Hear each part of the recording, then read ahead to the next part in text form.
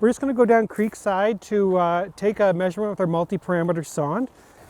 Calvin Hitch edges his way down to the frozen banks of Mimico Creek. He's testing just how much salt is in the water. His probe connects by Bluetooth to this phone. All right. The Toronto and Region Conservation Authority says when it comes to salt levels, things aren't trending in the right direction. We look kind of longer term, and what we're seeing is that of the 47 stations across our jurisdiction, 36 of them are showing increasing trends in chloride over time. And that's a big concern. One of the main sources of chloride, road salt, spread over streets in winter.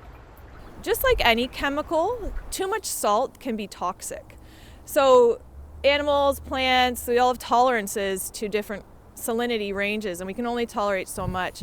Experts say chloride levels for aquatic life should be less than 120 milligrams per liter. Above 640, it hits what's called acute toxicity.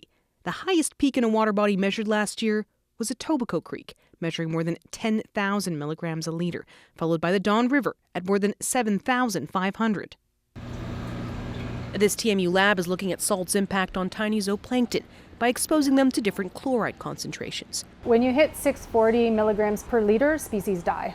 Claire Oswald says they're seeing a decrease in zooplankton in streams and lakes. This can have knock-on effects up the food chain because zooplankton are really important food sources for fish and juvenile amphibians. Some of the worst samples coming right off the road into soil before making its way into streams. Ocean water is around 19,000 milligrams per liter of chloride.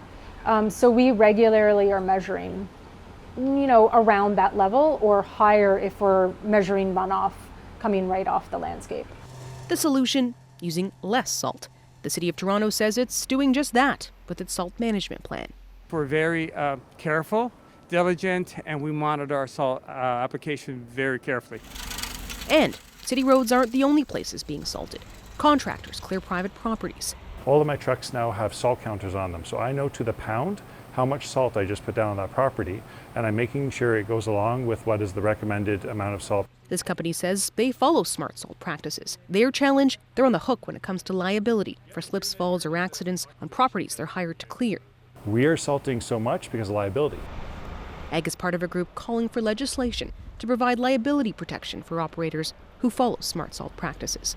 The province didn't respond to requests for comment on whether it'd consider that. This is water that other species rely on, but we also rely on it too. Back at Mimico Creek, this team hopes that message will resonate with those salting this season. Farrah, Merali, CBC News, Toronto.